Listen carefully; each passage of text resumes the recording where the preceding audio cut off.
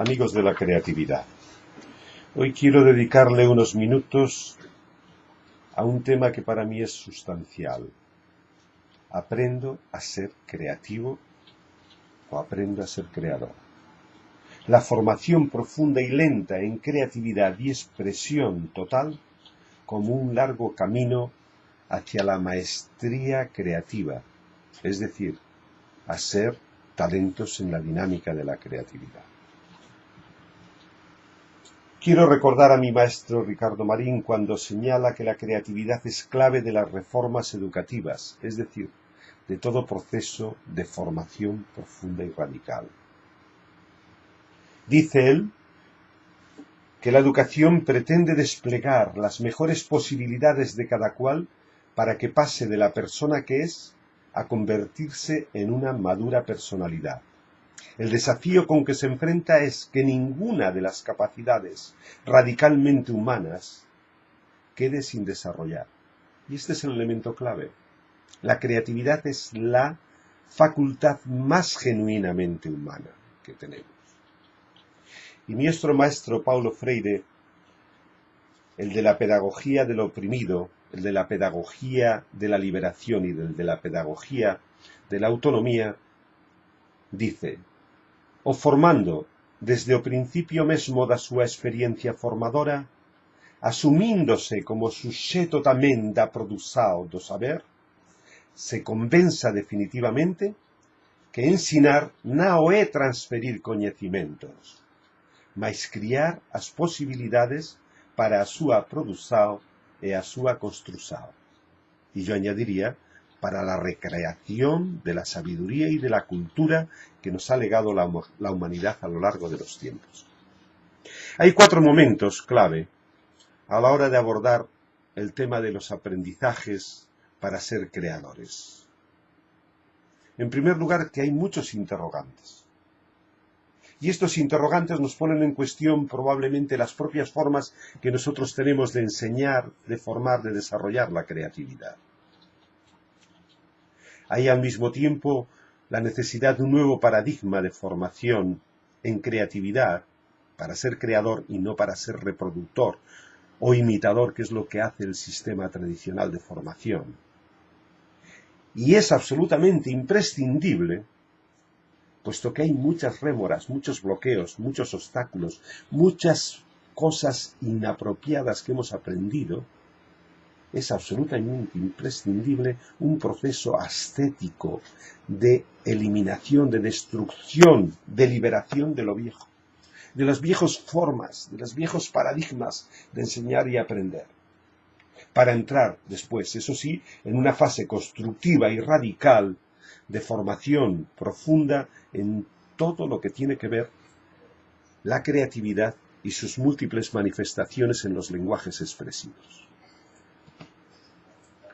Entre los múltiples interrogantes, yo señalaría algunos que son clave.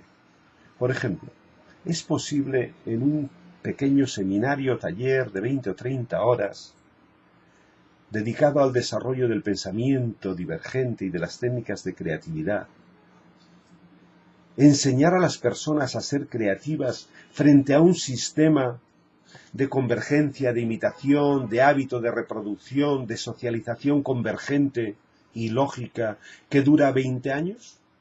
¿Se puede en 20 horas complementar, sustituir o mejorar lo que se ha configurado en 20 años de un modo estable, sólido, en los gestos, en la emocionalidad, en la estructura vertebral del ser humano? ¿Es posible enseñar la creatividad leyendo, dando clases magistrales, hablando como yo estoy hablando ahora, aunque sea con mucha convicción, si no se pasa a la práctica? ¿Es posible tener ideas, estructuras y definiciones maravillosas de la creatividad? ¿Serán suficientes estas para convertirlas en dinámica de acción transformadora para aprender a ser creativo? Hay muchas preguntas que requerirían una reformulación importante. Pero desde luego, una auténtica formación en creatividad y en expresión requiere modelos distintos a los usuales a los que se emplean en las dinámicas de la formación, en la enseñanza, en la universidad y en los programas de formación para adultos. Hablo de que el cambio de mentalidad y de hábitos es absolutamente laborioso y largo. No se produce de la noche a la mañana. Hay que reconocer, para que este cambio se dé, las limitaciones y los prejuicios con que se hace lo que actualmente realizamos en la educación. Hay que generar otras fórmulas nuevas de acción y de aprendizaje. Hay que ejercitarse en ellas, porque si no se repiten, volvemos a los hábitos antiguos. Es absolutamente imprescindible diseñar y practicar paciente y técnicamente nuevos modelos, nuevas acciones, nuevas técnicas de creatividad que de alguna forma borren los malos hábitos roncos, oscuros del aprendizaje, de la escucha, de la imitación del pasado. Pero necesitamos instaurar el aprendizaje creativo en un nuevo paradigma que sea no solo más humano, sino más ecológico y vegetal. ¿Cómo es posible que si yo planto una semilla en un vivero, yo pueda obtener frutos de la misma, si se trata de un peral, al cabo de 4 meses, de 5 meses, de 1 año, de 2 años? Tengo que esperar probablemente 10 años para que me dé fruto. Pero además es indispensable que haya un buen clima, un buen sol, y que sean propicios en una tierra fértil y bien abonada. Es preciso que no haya heladas, que no haya epidemias y que se combatan precisamente con buenos mecanismos de prevención. Es preciso cultivar la creatividad en un clima apropiado de estimulación, de respeto, de ilusión, de ganas y de pasión. Hay que conocerlo. Se necesita un buen jardinero, un facilitador que sea experto en el tema. Sin esto es muy difícil que podamos tener una planta esplendorosa y que nos dé frutos no en 1 año, en 2 o en 3, sino en 4, 5 o en 10 y en el resto de nuestra vida, de su existencia. Como los virus que afectan a las plantas de la creatividad, de la expresión, son muy potentes, necesitamos una vacuna contra el autoritarismo uniformador, el copia e imita, contra la burocracia que lo regula todo y que no nos permite crear nuestras propias normas, nuestros propios procesos, contra los hábitos y las formas sociales de aculturación que nos limitan y nos constriñen. En definitiva, con la búsqueda de un sentido pragmático y utilitario que nos dé una formación más dinámica, más aplicada, más útil y que se contraste en la propia y dura realidad frente a lo existente, que es muy perdurable y muy difícil de eliminar. En definitiva, necesitaríamos un modelo que evite los errores y los hábitos equivocados del pasado, que cultive otras inteligencias además de la informativa y memorística. La inteligencia que analiza, que visualiza, que imagina, que fantasea, que idea posibilidades, que ve problemas, que encuentra soluciones, que transforma, que abre interrogantes críticos, que inventa, que explora. Esa inteligencia que no se desarrolla en los sistemas de formación ordinariamente.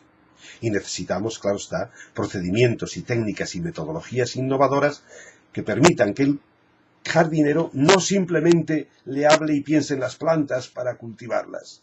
No solo utilice las tijeras de la crítica para cortar y cercenar lo malo, sino que las sepa regar, que sepa abonarlas, que sepa excavarlas, que sepa protegerlas, que sepa recolectar los frutos.